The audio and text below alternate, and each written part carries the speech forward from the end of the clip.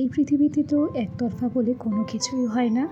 এখানে নিজের অস্তিত্ব টিকিয়ে রাখতে গেলে কারোর না কারোর উপর আমাদেরকে অবশ্যই নির্ভরশীল হতে হয়। সেটা আমরা অনেকে মানি, আবার হয়তো অনেকে মানি না।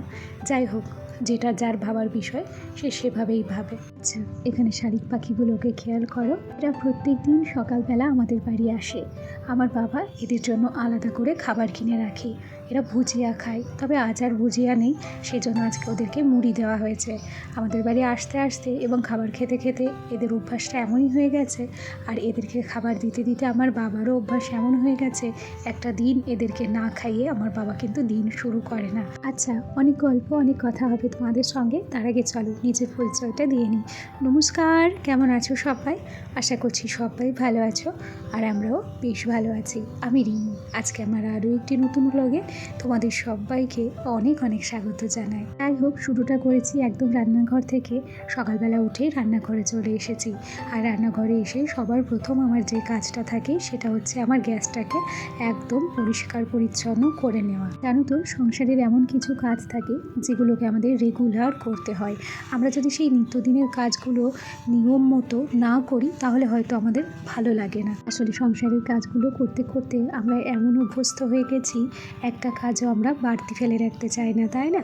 যাই হোক, এদিকে আমি কিন্তু গ্যাসটাকে ভালো করে মুছিয়ে নিয়েছি, আর এখন হচ্ছে এদিকে বসিয়ে দেবো ভাত। ভাতটাকে বসিয়ে দিয়ে তারপর ঝটপট করে আর সমস্ত কাজগুলো করব। ভাতের জলটা এখন আমি চাপিয়ে দিচ্ছি, আর এই যে ঢাকা চাপাও দিয়ে দিলাম, এতে করে তাড়াতাড়ি আমার ভাতের জলটা কিন্তু গরম হয়ে যাবে। ভাতের জল বসিয়ে এখন আমি টেবিলটাকে একটু মুছে নেব। আমি আগেই টেবিলটা মুছে নিতে পারতাম, তো ভেবে দেখলাম যে না, যতক্ষণ আমি টেবিল মুছবো তার আগে যদি আমি ভাতের জলটা বসিয়ে দিই, কিছুটা হলেও কিন্তু আমার সময় বেঁচে যাবে। আর আমরা প্রত্যেকেই চাই সংসারের কাজগুলো করতে, আবার সময়ও বাঁচাতে। তবে কাছের কিছু কিছু নিয়ম থাকে, সেই নিয়মগুলো মানলে অনেক সময় অনেকটা সময় আমরা বাঁচাতে পারি। আসলে কি বলতো, আমাদের যাদের বাচ্চা কাচ্চা আছে তারা চায় যে বাচ্চা কাচ্চাকেও সময় দিতে, আবার নিজের সংসারটাকেও পরিপাটি করে রাখতে। সেই জন্য কিছু কাজ আছে আমাদেরকে না একটু বুদ্ধি খাটিয়ে করতে হয়। তবে আমি আমার এই একা সংসারে কীভাবে সমস্ত কিছু সামলে রাখি, কিভাবে প্ল্যানিং করে সমস্ত কাজ এগিয়ে রাখি, সেটাই কিন্তু তোমাদের সঙ্গে শেয়ার করব।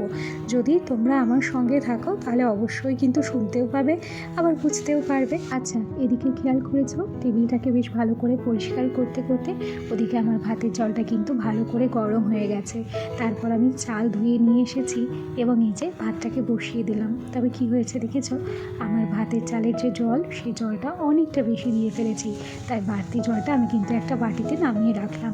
তবে এই যে গরম জলটা, এটা কিন্তু ফেলে দেবো না, এটা যখন আমি রান্না বান্না করব সেই কাজে লেগে যাবে। এখন এদিকে একটু দুধ বসিয়ে দিচ্ছি, সোনাকে দুধও খাওয়াতে হবে।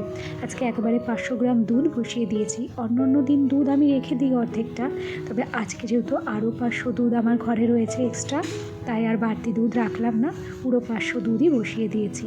আচ্ছা, গল্প করতে করতে খেয়াল করো যে আমার গ্যাসের টেবিলটা কত সুন্দর পরিষ্কার রয়েছে। আসলে আমি রান্না করার সঙ্গে সঙ্গেই না গ্যাসের টেবিল, গ্যাসের আশপাশগুলো পরিষ্কার পরিচ্ছন্ন করে রাখতে বেশি পছন্দ করি। এখন সোজা চলে এসেছি এ ঘরে এসে মশারিটাকে আমি আগে শোকেসের মধ্যে ভরে রাখলাম। তারপরেই কিন্তু এখন আমি কম্বলটাকে ভাঁজ করে নেব। আসলে আমি কাজ খুঁটিয়ে খুঁটিয়ে করতেই বেশি পছন্দ করি, এবং আমার কাজ করতে দেরি হোক তাও ভালো, তবে কাজটা যাতে পরিষ্কার পরিচ্ছন্ন হয় সবসময় সেই চেষ্টাটাই করি।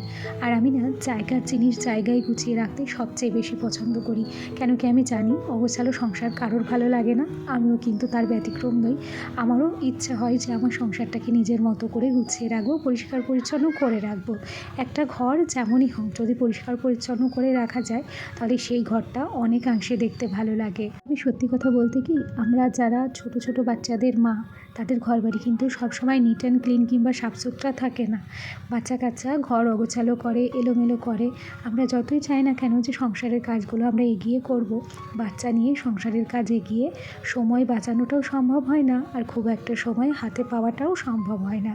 তাই আমাদের মতো যারা মা আছে তারা কিন্তু বুদ্ধি খাটিয়ে কিছু কিছু কাজ রাতের বেলাতে করে রাখে। তোমাদের সঙ্গে গল্প করতে করতে এই তক্তাটাকে আমি গুছিয়ে নিচ্ছি। আর এই মানি প্ল্যান্টটা আমি কিন্তু এই তক্তাটাতে নতুন রেখেছি, আর ছোট্ট একটা ওষুধের শিশির মধ্যেই রেখেছিলাম। সত্যি কথা বলি, আমার হাতে সময়ের খুব অভাব। আসলে আমার ছেলেটা প্রচণ্ড অস্থির, সেই জন্য তাই রাত্রিবেলা আমি না কিছু কাজ করে রাখি। শুধু রাত্রি বলে নয়, একদম বিকেল থেকেই শুরু করে দিই। যেমন জামা কাপড়গুলো বিকেলেও কিছু কিছু জামা কাপড় থাকে যেগুলো দুপুরে স্নান করার পর মেলা হয়, সেগুলো কিন্তু আধ ভেজা থাকে, আধ শুকনো থাকে। জানো তো, তার মধ্যেও যে জামা কাপড়গুলো শুকিয়ে যায় সেগুলো আমি একেবারে বিকেলে সুন্দর করে ভাঁজ করে আলনার মধ্যে রেখে দিই। যেগুলোকে শোকেসের মধ্যে রাখার দরকার সেগুলোকে বিকেলবেলাতেই শোকেসের মধ্যে রেখে দিই। আর তারপর সন্ধে হলে সন্ধ্যের রান্নাটা করতে যাই, আর সেই ফাঁকে ছেলেটাকে একটু বইও পড়িয়ে দিই। আর সন্ধেবেলা খাওয়া দাওয়ার পর যে থালা বাসনগুলো থাকে সেগুলো সন্ধেবেলা একবার ধুয়ে নিই। আর তারপর রাত্রে যে থালা বাসনগুলো থাকে, রাত্রে থালা বাসনগুলো একদম রাত্রেই কিন্তু আমি ধুয়ে মেজে পরিষ্কার করে একদম গুছিয়ে রাখি। আমার যে থালা বাসন গোছানো র্যাক আছে সেই র্যাকেই সাজিয়ে রাখি, যাতে পরের দিনকে আমি রান্নাঘরে গিয়েও একটা গোছানো রান্নাঘর দেখতে পাই। তার উপরে যেসব মায়েদের বাচ্চারা একদম সকালবেলা 7টার আগে স্কুলে চলে যায়, তাদের মাথায় আরও একটা বেশি চাপ হচ্ছে স্কুলের টিফিন দেওয়া। সেটাও কিন্তু রাত্রে ভাবনা চিন্তা করে রাখতে পারলে ভালো হয়। এক্ষেত্রে আমি যেদিন আমার ছেলেকে টিফিনে পাস্তা কিংবা চাউমিন দিই, রাত্রেই কিন্তু আমি সমস্ত কিছু একদম রেডি করে রাখি। আর সকালবেলা উঠে একদম ঝামেলা হয় না আমার কোনো কিছু রান্না করতে। ঝটপট গিয়েও টিফিনটা রেডি করি, তারপর ওকে রেডি করিয়ে স্কুলে চলে যাই। সেক্ষেত্রে আমার কিন্তু সময় বাঁচে। আর সকালবেলা ওই ভাবনা চিন্তা করতে করতে একদম কোথা দিয়ে 7টা বেজে যায়, তখন আমরা বুঝতেও পারি না। আচ্ছা, এখানে তোমাদের সঙ্গে গল্প করতে করতে আমি বেশ কিছু পুরানো নাইটি বার করে নিয়েছি। দেখা যাক, ভাবনা চিন্তা করছি যে এই নাইটিগুলো দিয়ে কি করতে পারি। জানো তো, এখন তো শীতের বেলা, আমরা যতই রাত্রে প্ল্যান করে রাখি না কেন, যতই রাত্রে আমরা কাজ এগিয়ে রাখি না কেন, সেই সকালবেলা উঠে আমাদের কিন্তু সকালটা ব্যস্ততার সঙ্গেই শুরু হয় এবং সারাটা দিন ব্যস্ততার সঙ্গেই শেষ হয়। কেন কি বলো তো, সত্যি কথা বলি, যাদের বাচ্চা আছে তারা যতই কাজে গিয়ে রাখুক না কেন, কখনো সময়ের আগে কিংবা সময়ের মধ্যে তারা কাজ শেষ করতেই পারে না। একটা বাচ্চার দেখাশোনা করা কিন্তু চারটিখানি কথা না, তার উপরে বাচ্চা দেখাশোনা করে নিজের সংসারটাকে গুছিয়ে রাখাও কিন্তু চারটিখানি কথা না। গল্প করতে করতে শোকেসটা দেখলে কত সুন্দর করে গুছিয়ে নিয়েছি। আর এবার স্কুলের কিছু ভিডিও ক্লিপ শেয়ার করছি। আসলে আমরা যদি বাইরে থেকে কোনো স্কুলকে বিচার করি কিংবা টিনের ঘর দেখে কোনো স্কুলকে বিচার করি, সেটা কিন্তু আমাদের বোকামি। স্কুলের বাইরের অংশ নয়, স্কুলের ভেতরের জিনিসটা দেখে বুঝতে হয় যে একটা স্কুল ঠিক কেমন হতে পারে। আমার ছেলের স্কুলে কিন্তু সব রকম সুবিধা আছে, নাচ শেখানো থেকে শুরু করে ক্যারাটে, তারপর ছবি আঁকা, সমস্ত কিছু। এখানে খেয়াল করো, ম্যাম কিন্তু বাচ্চাদের নাচ শেখাচ্ছে, আর এই ম্যামের কাছে কিন্তু আমার ছেলে ড্রয়িংও শেখে। তোমরা চিনতে পেরেছো কি না জানি না, তবে যারা যারা দেখেছো আগের দিনের ভিডিওটা তারা অবশ্যই চিনতে পেরেছো। কি সুন্দর বাচ্চাদের নাচ শেখাচ্ছে, তাই না? দেখতে বেশ ভালো লাগছে। আচ্ছা চলো, এখানে গল্প করতে করতে আমরা কিন্তু সোজা খাবার দাবারের পর্বে চলে এসেছি। আজকে রান্না করেছিলাম মুসুর ডাল, আলু সেদ্ধ, মুসুর ডাল সেদ্ধও রেখেছিলাম, আর সোনার জন্য করেছিলাম পাঁপড় ভাজা। এদিকে জল নিয়েও রেডি হয়ে গেছি, এখন ঝটপট সোনাকে খাইয়ে দেব।